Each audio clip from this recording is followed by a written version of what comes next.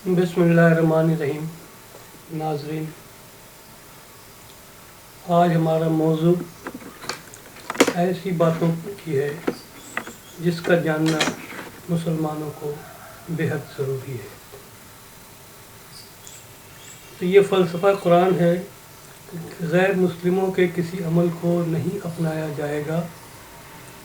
मुसलमानों को अल्लाह और रसूल की तरफ से मुशाबहत न करने की सख्ती से हुक्म है। कहा गया, है मोमिनो, तुम वो काम न करो जो दूसरे करते हैं। अगर इस हुक्म की तामील न की गई तो तुम जालिमों में शुमार किए जाओगे और तुम पर अल्लाह का अज़ाब नाज़िल होगा। इस बात की सेहत के लिए उलमा दलील मांगते हैं कि बताओ कौन सी आयत में ये बात लिखी हुई है। यकीनन इस पर कोई एक आयत नहीं बल्कि पूरा कुरान मौजूद है जिसे साहिब इल्म खूब अच्छी तरह जानते और समझते हैं, जबकि सिर्फ एक बात पर ही लोग ज़ोर दिया करते हैं कि शिर्क से बचते रहो, बाकी गुनाह और नाफरमानी को अल्लाह खुद ही माफ़ फरमा देगा। हम इस तहरीर के आखिर में एक आयत पेश करेंगे जिससे अल्लाह की चाहत क्या है साबित हो जाएगी। सुन लो ऐ दीन इस्लाम के मानने वालों, किसी गलत बात की माफ़ी की कोई शवाहिद नहीं है। अलबत्ता अल्लाह ने यह ज़रूर कहा है कि अल्लाह से माफ़ी तलब करने पर वो तुम्हारी सज़ा की तकलीफ़ों में राहत ज़रूर देगा, जबकि सज़ा और अज़ाब का देना और आखिरत में मिलना यकीनी और ज़ाहिरी है। नबी करीम ने हदायत कर दी कि मुसलमानों का हर अमल दूसरों से अलग और हट कर होना चाहिए।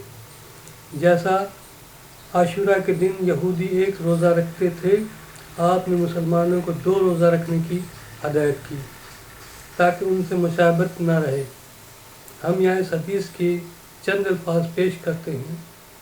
आपने यहूद की मुशाबहत से बचने के लिए उसके साथ एक रोज़ा और मिलाने का हुक्म दिया जो अब भी मसनून है। बुखारी 4737 में ये बात मौजूद है। सवाल ये पैदा होता है कि मुशाबहत क्या चीज़ है। ज़िंदगी की हर छोटी बड़ी चीज़ और अमल में ये मुवाज़ना करना कि हमारा कौन सा कदम किससे मिलता जुलता है, ये मुशाबहत कहलाता है। उसे ना करना या तब्दील कर देना या बदल डालना मुसलमानों के लिए इख्तियारी है। जैसे कि मैं यहाँ पर चंद मिसाल पेश करता हूँ। नंबर 1, यहूदी जिस अंदाज से टोपी पहनते हैं उस अंदाज से मुसलमानों को टोपी पहनना इस्लाम में हराम है। नंबर 2, गैर मुस्लिम दाढ़ी और मूंछ को जिस अंदाज से सजाते हैं उस अंदाज में सजाना इस्लाम में हराम है। नंबर 3, गैर मुस्लिम जिस तरह की तकब्बुर वाली लिबास पहनते हैं वैसा लिबास पहनकर तकब्बुर करना इस्लाम में हराम है। नंबर 4, गैर मुस्लिम जिस अंदाज से दूसरों को सलाम करते हैं उस अंदाज में सलाम करना इस्लाम में हराम है। नंबर 5, गैर मुस्लिम जिस अंदाज में अपनी इबादत करते हैं उस अंदाज में मुसलमानों को इबादत करना इस्लाम में हराम है। तो आपने देखा कि ये चंद बातें मिसाल हैं, इसकी फेहरिस्त बहुत तवील है।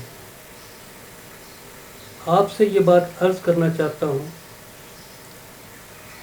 कि अल्लाह के फजल व करम से मजलिस फ़िक्र अमल का ये प्रोग्राम सिलसिला जारी है और जारी रहेगा। उम्मीद है कि आप सब्सक्राइब कर चुके होंगे, क्योंकि सब्सक्राइब करने पर आपको तमाम प्रोग्राम के नोटिफिकेशन बर वक्त मिलते रहेंगे। और आप जो लाइक करते हैं उससे मेरी हौसला अफजाई होती है और दिल चाहता है कि मैं आपके लिए अच्छा से अच्छा प्रोग्राम पेश करूं।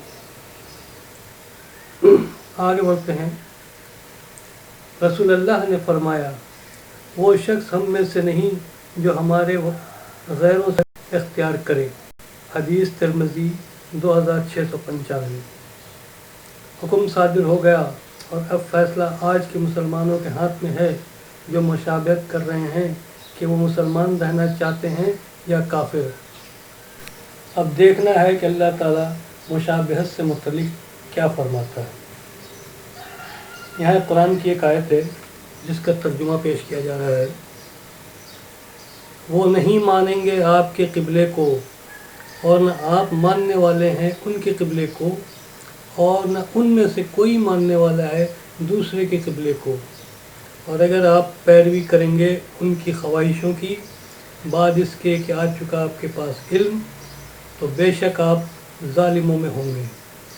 سورہ بقرہ 2 آیت نمبر 145۔ اس آیت میں محمد صلی اللہ علیہ وسلم کو اللہ تعالیٰ نے واضح الفاظ میں دھمکی دے دی ہے کہ اگر آپ نے دوسروں کی پیروی کی تو آپ بھی ظالم ہو جائیں گے، اور جو سزا ظالم کے لیے ہے اس سے دگنی سزا آپ کو ہوگی، کیونکہ آپ صاحب علم ہیں۔ بات واضح ہے کہ مشابہت کا معاملہ حدیث میں رسول اللہ نے ہی نہیں بلکہ قرآن میں اللہ تعالیٰ نے بھی فیصلہ صادر فرما دیا ہے۔ تو پھر مسلمانوں کو دیکھنا ہوگا کہ کون مشابہت کر رہا ہے۔